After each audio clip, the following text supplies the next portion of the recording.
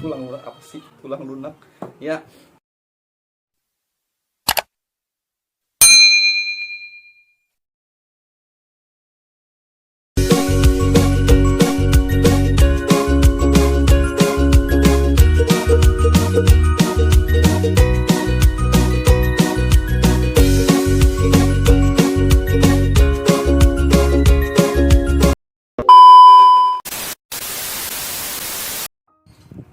Bismillah. Assalamualaikum warahmatullahi wabarakatuh. Alhamdulillahirabbil alamin. Allahumma shalli wa sallim ala nabiyyina Muhammadin wa ala alihi. Hari ini ramai di masyarakat ya, di anak-anak, orang gede, remaja. Itu kalau ngomong itu semaunya aja. Ngomong antut, antut. Binatang lah, ragunan, isi taman safari, semua keluar. Nah, bagaimana Islam menyikapi itu? Apakah ada pembahasannya? Yuk kita bahas tentang adab-adab dalam berbicara. Ya, mengenai berbicara, mulut, lisan, itu pernah diriwayatkan ketika saat itu Nabi Sulaiman alaihissalam ya berjalan sama pasukannya, itu termasuk pasukan jin, pasukan binatang. Nah, ketika itu jin yang cerdas itu melihat ke arah langit, menengadah ke arah langit, dan ifrit itu geleng-geleng. Jin ifrit itu geleng-geleng. Terus ifrit mengalihkan pandangannya ke pasar. Gelengnya lebih banyak. Nabi Sulaiman alaihissalam yang melihat itu keheranan dan bertanya, kenapa antum ifrit? Ketika melihat langit antum geleng-geleng, ketika ke bawah antum geleng-geleng, lebih parah, lebih banyak.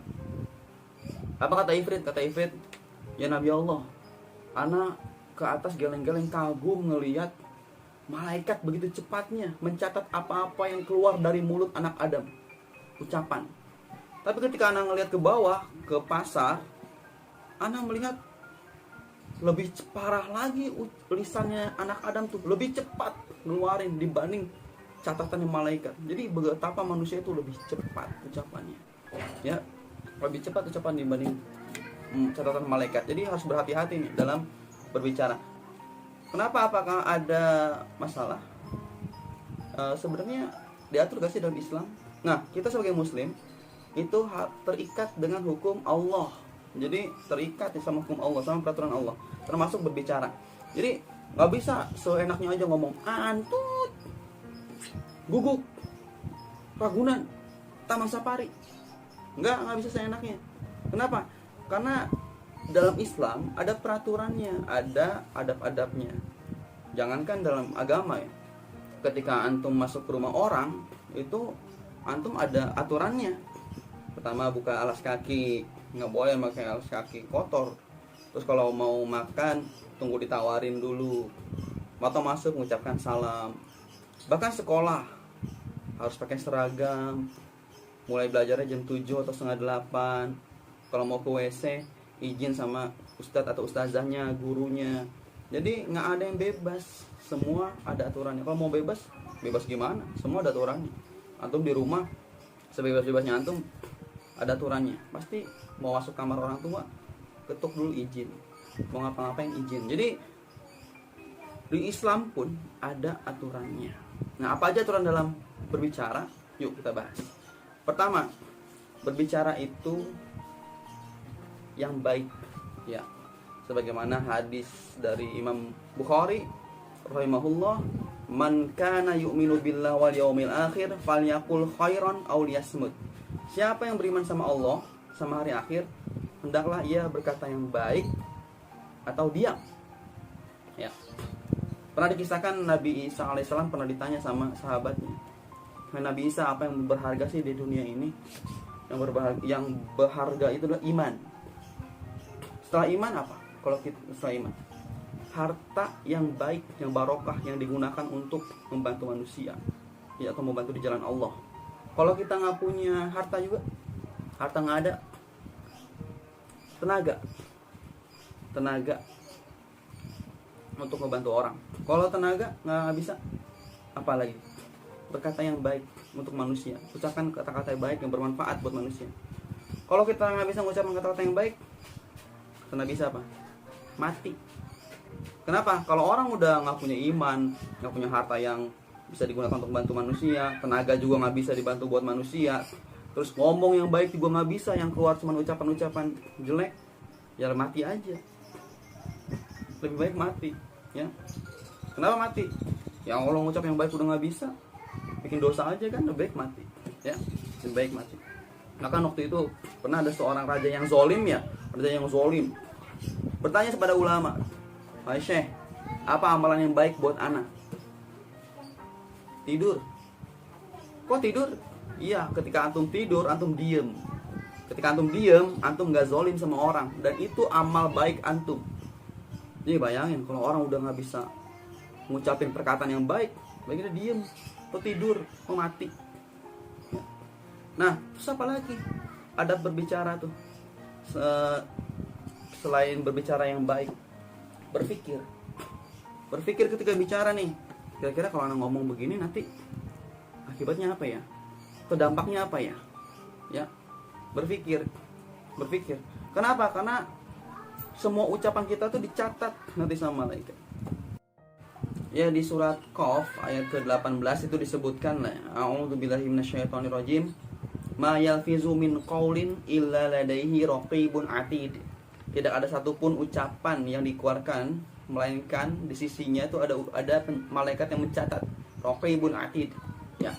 Jadi ada raqib wa atid, pengawas, malaikat pengawas yang mengawasi. Jadi setiap ucapan tuh ada yang mengawas. Jadi kita, ana, antum, ya itu mesti berhati-hati. Ana ingatkan diri ana sendiri juga dan juga antum sekalian, hati-hati.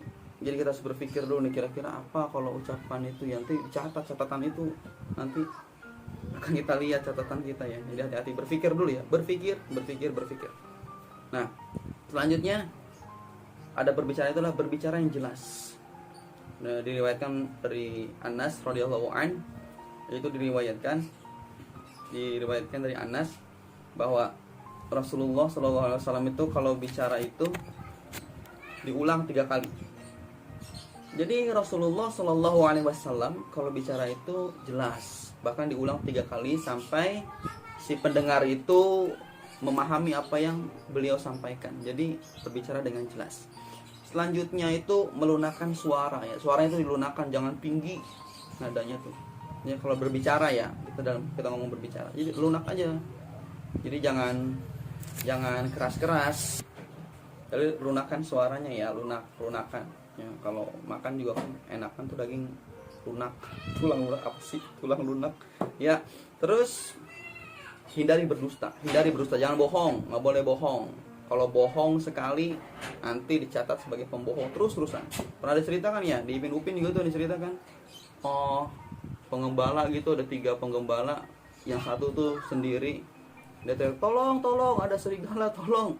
Disamperin, nggak taunya bercanda, bohong, nggak ada serigala. Nggak lama teriak lagi ke temennya, serigala, tolong ada serigala, tolong. Temennya mau bantuin lagi, ternyata prank, bohong tuh, prank. Nggak boleh prank ya, jangan. Terus yang ketiga, ada serigala datang beneran, tolong serigala, kata temennya apa yang di seberang bukit yang lain. Paling bohong, udah antepinnya, biarin. Akhirnya apa, dombanya habis dimakan sama segerombolan serigala. Tuh gara-gara bohong. Itu rugi sendiri ngebohong. Manfaatnya apa sih ngebohong? Nah, hari ini banyak ya orang ngebohong demi bikin ketawa, ngebohong demi apa ya. Jadi jangan ngebohong. Nabi bercanda juga, suka bercanda juga, tapi bercandanya Nabi SAW itu nggak baru bohong, ya, nggak berbohong. Pernah waktu itu nenek nanya ke Rasulullah, ya Rasulullah, anak udah ibadah nih, rajin nih, sholat tahajud, baca Quran, puasa sunnah, puasa wajib, anak masuk surga gak? Rasulullah iseng. Enggak nek, nenek nggak ada di surga. Nangis nenek, sesungguhnya saya jadi sia-sia dong ibadah ana sia-sia dong ya Rasulullah, sia-sia ana saumana. Nangis. Rasulullah dijelaskan lagi sama Rasulullah SAW. Nek, maksudnya di surga itu nggak ada nenek, bukan nenek nggak masuk surga, tapi nanti nenek mau kembali muda lagi, ya. nenek kembali muda lagi. Di surga itu nggak ada yang tua. Oh, jadi anak muda lagi. Iya, senang si nenek. Nabi nggak bohong nggak? Enggak, Nabi bercanda. Nabi bercanda, tapi bercandanya nggak berbohong ya. Jadi hindari berbohong ya, dosa berbohong ya. Terus nggak boleh gibah. Gibah itu apa? Gibah itu membicarakan kejelekan orang lain atau sesuatu yang nggak disuka sama yang orang yang kita bicarain, walaupun itu benar ya. Misalkan si fulan ada panunya misalkan di pipi, dan dia kalau dibicarain itu pasti nggak suka, marah. Nah kita ngomongin tuh di belakang dia tuh, itu panuan ya gini. Padahal bener, emang ada panunya bener. Cuman itu bikin dia marah. Walaupun bener nggak boleh diomongin. Kenapa? Karena itu gibah, membicarakan kekurangan atau celah orang lain, atau sesuatu yang kalau didengar sama orang yang kita bicarain itu, orang itu jadi nggak suka. Walaupun itu bener ya, itu gibah. Gibah itu seperti orang makan daging atau bangkai saudaranya sendiri, daging saudara sendiri. Jijik kan ya? Ya ini jadi hindari gibah ya. Si Anu tau nggak? Itunya korengan tahu. Padahal korengnya beneran ada, bener korengan. Cuma ngapain diomongin juga ya? Kalau mau tuh beliin obat gitu, kasih kan lebih enak kan? Ya jadi jangan diomongin tuh. Gibah nggak boleh ya, membicarakan kekurangan orang. Dia giginya gitu ya, berantakan giginya. Emang berantakan bener, cuma ngapain diomongin? Mendingan antum kasih saran, antum ke dokter ini dah, bagus bisa ini. Oh gitu ya. Ya jadi yang diomongin ya, nggak usah diomongin. Dan yang terakhir selanjutnya adalah namimah. Nggak boleh namimah. Namimah itu apa? Ngadu domba. Ya, nggak masuk surga orang yang suka ngadu domba. Ngadu domba itu apa? Ngadu kambing, ngadu domba bukan. Ngadu domba tuh, misalkan nih, Anda punya temen namanya Ahmad atau Ali, Ahmad sama Ali. Anda bilang ke Ahmad, antum tadi dikatain pendek sama si Ali. Padahal si Ali nggak ngomong apa-apa. Terus Anda ngomong ke Ali, masa si Ahmad tadi bilang antum pitak, botak sedikit. Padahal si Ahmad nggak ngomong apa-apa. Akhirnya apa? Ahmad sama Ali berantem. Gara-gara apa? Gara-gara Ana ngadu domba tuh. Padahal kedua orang itu nggak ngomong apa-apa. Nah tuh orang kayak gitu nggak masuk surga ya.